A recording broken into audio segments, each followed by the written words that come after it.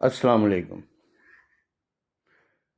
नाज़रीन। आज हमने ये देखना है कि प्रॉपर्टी जो है ना वो हमने ख़रीद ली है। प्रॉपर्टी के डॉक्यूमेंट्स वगैरह चेक कर लिए हैं और उसके बाद ख़रीद ली है, और ख़रीदने के बाद अब हमने अपने नाम पे मुंतकिल कैसे करवानी है।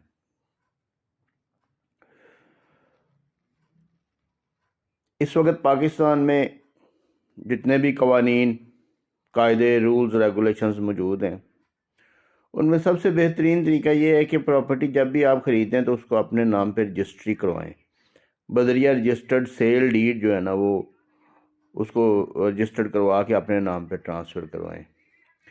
लेकिन जैसा कि मैंने पिछली दफ़ा बताया था कि कुछ प्रॉपर्टीज़ ऐसी होती हैं जिनकी रजिस्ट्रियाँ नहीं हो सकती। तो अब हम डिस्कस करते हैं कि रजिस्ट्रियाँ किन की नहीं हो सकती हैं और किन की हो सकती हैं, और जिनकी नहीं हो सकती उनको किस तरह सिक्योर किया जा सकता है। अगर तो आपने कोई प्रॉपर्टी ख़रीदी है जिसका रेवेन्यू रिकॉर्ड मौजूद है और जो बंदा बेच रहा है उसके नाम पे उसकी मलकियत महकमा माल में दर्ज है और वो वहाँ से फ़र्द बै हासिल कर सकता है, तो फिर तो उसकी रजिस्ट्री हो सकती है। अगर आपने प्रॉपर्टी परचेज़ की है जिसकी जिसकी बेचने वाले के पास उसकी रजिस्ट्री मौजूद है, तो फिर भी आपके नाम पर रजिस्ट्री हो सकती है। अगर बेचने वाले के नाम पे प्रॉपर्टी डॉक्यूमेंट जो है ना वो पीटीडी है, जैसा कि पिछले लेक्चर में डिस्कस हुआ था, पीटीडी है, तो उस पर भी रजिस्ट्री हो सकती है। अगर बेचने वाले के पास कोई डिग्री है, कोर्ट की डिग्री है, और वो डिग्री रजिस्टर्ड है सब रजिस्ट्रार के पास, तो उस पर भी रजिस्ट्री आसानी से हो सकती है। लेकिन अगर कोई डिग्री है जो कि रजिस्टर्ड नहीं है, तो रजिस्ट्री तो उस पर भी हो जाती है, लेकिन उसमें फिर कुछ एक्स्ट्रा जो है ना वो उस पर एफर्ट्स होंगी और उस पर वो डॉक्यूमेंटेशन एक्स्ट्रा करनी पड़ेगी। पॉसिबल है कि उसके लिए अलहदा से जो है ना एक नई डिग्री हासिल करनी पड़े। सबसे पहले हम देखते हैं कि अगर कोई प्रॉपर्टी आप परचेज़ करते हैं, उसकी फ़र्द वो आपको देते हैं, तो फ़र्द में क्या चीज़ें देखनी होती हैं। फ़र्द में सबसे पहले ये देखना है कि वो मलकियत क्लियर है उसकी, उसके नाम पे है। और अगर तो मैनुअल फ़र्द है, किसी पटवारी ने जारी किया हुआ है, तो उसके ऊपर जिधर वो महाल वगैरह लिखा होता है, खेवट नंबर लिखा होता है, वहाँ पे एक छोटा सा रेड पेंसिल से पटवारी जो है ना उसका बैकग्राउंड उसका लिखता है कि ये इस बंदे के नाम किस तरीके से हुई है, उसका इंतकाल नंबर लिखता है, और साथ लिखता है कि ये इंतकाल बै है, इंतकाल हिबा है, या किस चीज़ का है। अगर तो इंतकाल बैनामा के थ्रू हुआ है तो उसका रजिस्ट्री नंबर भी लिखा होगा। फिर आपने जब परचेज़ करनी है प्रॉपर्टी तो फ़र्ज चेक करनी है, और आपको पता चलता है कि ये इस मालिक के नाम इंतकाल जब हुआ था तो इसने भी रजिस्ट्री करवाई थी, तो फिर आप उससे प्रॉपर्टी परचेज़ करते वक्त रजिस्ट्री डिमांड करें, उसे कहें कि पिछली साहब का रजिस्ट्री भी साथ दो। क्योंकि आप तो रजिस्ट्री वो आपको रजिस्ट्री करवा के दे देगा सिर्फ फ़र्द की बुनियाद पे, लेकिन असल रजिस्ट्री तो उसके पास ही रहेगी। इसलिए वो रेड मार्कर से, रेड पेंसिल से जो लिखा गया है ना उसको ज़रूर देखें, उसको चेक करें, और अगर उसके पास रजिस्ट्री मौजूद है तो वो रजिस्ट्री भी हासिल करें। अब जिस वक्त आपके पास डॉक्यूमेंट्स आ जाते हैं तो उसके बाद आपने रजिस्ट्री सब रजिस्ट्रार के पास वो बेचने वाले को भी पेश करवाना है, खुद भी पेश होना है, साथ दो गवाहों को पेश करना है, और वहाँ पे आपकी रजिस्ट्री जो है ना वो रजिस्टर्ड हो जाएगी। अब रजिस्ट्री में देखना है, आपको ये बताना है कि इसमें फ़ीसें कौन कौन सी लगती हैं, क्योंकि आम आवाम को ये नहीं पता कि कितने टैक्सेस लगते हैं और कितनी फ़ीसें होती हैं। जितने कोई कैलकुलेट करके उनको बताता है ये वसीका नवीस वगैरह और ये सारे, और इसके अंदर कितने लूप होल्स होते हैं जिस तरीके से ये पैसे कमाते हैं, वो सारी चीज़ें आपको पता होनी चाहिए। इसमें जितनी जितनी वैल्यू आपने डिक्लेयर करनी है रजिस्ट्री की, उसके भी दो तरीके हैं। एक तो ये है कि आपकी जो आपने जो प्रॉपर्टी परचेज़ की है उसकी पहले भी रजिस्ट्री हुई हुई है, तो जितने की वो पहले रजिस्ट्री है उससे ज़्यादा अमाउंट की जो है ना वो आपको रजिस्ट्री करवानी पड़ेगी। अगर पहली मकान की रजिस्ट्री है तो आपको मकान की करवानी पड़ेगी। अगर पहली प्लाट की है तो आप अभी या तो प्लाट की करवा लें, या फिर उसको जो है ना वो मकान की भी करवा सकते हैं कि उसने मकान बना के सेल किया है।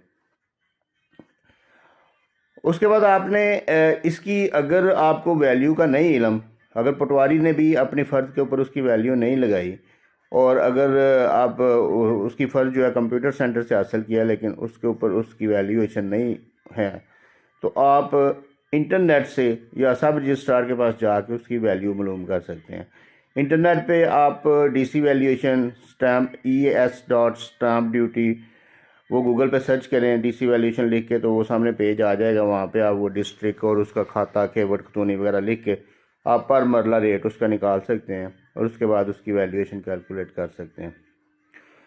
वैल्यूएशन निकालने के बाद आपने जितनी वैल्यू की रजिस्ट्री करवानी है उस हिसाब से 1% जो है ना वो आपकी स्टाम्प ड्यूटी होगी। और इसके अलावा 1% उसकी जो है ना चार्जेस TMA के होंगे, तहसील म्यूनसिपल एडमिनिस्ट्रेशन के। अगर आप अर्बन एरिया में करवा रहे हैं, अगर रूरल एरिया में करवा रहे हैं, तो जो आज का रेट चल रहा है वो 3% स्टाम्प ड्यूटी और 1% TMA का रेट। इन दो टैक्सेस के अलावा आपका 1,000 रुपया रजिस्ट्रेशन फ़ीस उसमें जमा होती है, और अगर इंतकाल चढ़ना तो 1,000 रुपया ADLR या इंतकाल फ़ीस उसकी जमा होती है। इसके अलावा 2-3 हज़ार रुपया और ख़र्चा होता है। बाकी जो मेन टैक्सेस इस साल जो गवर्नमेंट ने इम्पोज किए हैं वो एडवांस टैक्स और गेन टैक्स है। अब इसमें आ जाता है कि फाइलर नॉन फाइलर का मसला है कि अगर नॉन फाइलर है तो फिर गेन टैक्स जो है ना वो 4% जमा करवाना पड़ता है, लेकिन ये बेचने वाला जो है ना उसको जमा करवाना होता है। और अगर वो फाइलर है तो फिर 2% जमा करवाना होता है। इसी तरह एडवांस टैक्स अगर ख़रीदने वाला जो है ना वो नॉन फाइलर है तो 7% जमा करवाएगा, और अगर फाइलर है तो 2% जमा करवाएगा। तो ये वसीका नवीस वगैरह जो है ना ये करते ही हैं कि जो नॉन फाइलर होते हैं उनको फाइलर कर देते हैं और वो पैसे सारे जो है ना वो खुद हड़प कर जाते हैं। इसलिए ये सबसे बेस्ट वे ये है कि आप पहले फाइलर हो जाएं, क्योंकि फाइलर होना कोई इतना महंगा भी नहीं है, इतना बुरा भी नहीं है, और आपकी जो ट्रांजैक्शन है वो हर सूरत में FBR के पास जानी है। अगर आप 7% पे करते हैं, 4% पे करते हैं, वो भी टैक्स FBR के पास जाना है। आपकी ट्रांजैक्शन की डिटेल FBR के पास जानी है। तो अगर आप फाइलर हो जाएंगे तो वो आप खुद से डिक्लेयर कर देंगे ट्रांजैक्शन, तो वो आपके लिए फ़ायदा मंद है। इसलिए मेरी जो ओपिनियन है वो यही है कि आप पहले फाइलर हो जाया करें, उसके बाद जो है ना रजिस्टर्ड सेल डीड जो है ना रजिस्ट्री करवाया करें। कोई शख्स भी जो है ना वो नॉन फाइलर रजिस्ट्री ना करवाए, क्योंकि ट्रांजैक्शन की डिटेल FBR के पास जानी है। वो कल या बदेर या किसी भी वक्त उसको फॉलो करके वो आपसे पूछ सकते हैं कि ये पैसे कहाँ से आए थे। तो इसलिए बेहतर है कि फाइलर हो के आप उसको डिक्लेयर कर दें कि ये पैसे मेरे पास वाइट मनी कहाँ से आई और मैंने इससे ये परचेज़ की। इसके अलावा अगर मकान की आप रजिस्ट्री करवा रहे हैं अर्बन हदूद में, तो उसके लिए नक्शा जो है ना नक्शा वो डिमांड किया जाता है। वो भी गवर्नमेंट की रिक्वायरमेंट है और रजिस्ट्री की रिक्वायरमेंट है कि नक्शा TMA से जो है ना ये म्यूनसिपल कॉरपोरेशन से, टाउन कमेटी से, या जो नक्शा अप्रूवल अथॉरिटी है वहाँ से अप्रूव्ड नक्शा हो, पुराना सा आपका जितना भी मर्जी पुराना हो लेकिन वो चल जाता है। और अगर नक्शा आपके पास अवेलेबल नहीं है तो वो 2% जो कि वसीका नवीस वगैरह 2% टोटल वैल्यू का 2% लेते हैं, वो 2% नहीं जमा होता, वो सिर्फ तय ज़मीन का 2% जमा होता है। ऊपर बिल्डिंग का जो हमने वैल्यूएशन डिक्लेयर की होती है उसका 2% नहीं होता, सिर्फ तय ज़मीन का 2% जो है ना वो जमा करवाना होता है नक्शा की मद में। ये सारे टोटल अखराजात आपके जो है ना वो रजिस्ट्री के ऊपर आते हैं और उसके बाद रजिस्टर्ड सेल डीड जो है ना आपको मिल जाती है। इसके अलावा कुछ प्रॉपर्टीज़ ऐसी होती हैं जैसे PT1 है, PT1 के ऊपर प्रॉपर्टी है, या कोई डिग्री के ऊपर प्रॉपर्टी है, या ऐसी प्रॉपर्टीज़ जिनके कोई डॉक्यूमेंट नहीं है, सिर्फ स्टाम्प के ऊपर आप परचेज़ कर लेते हैं, गांव के अंदर लाल लकीर के अंदर होती है। उसके लिए आप एक कोर्ट में हुक्म इम्तनाई का दावा दायर करके तो दूसरे फ्री का बयान करवा सकते हैं कि मैं इनके कब्ज़े में मुदाखलत नहीं करूँगा, और अगर इसका कब्ज़ा किसी तरीके से छिन जाता है तो मैं इसके पैसे वापस करूँगा। इस तरीके से आपका वो सिक्योर हो जाता है, वो रजिस्ट्री नहीं होती। इसके अलावा अगर आपके पास सिर्फ PT1 है तो आपने PT1 में ये चेक करना है कि कितने बंदों के नाम PT1 है और उन सब के बयान करवाने हैं कोर्ट के अंदर आके।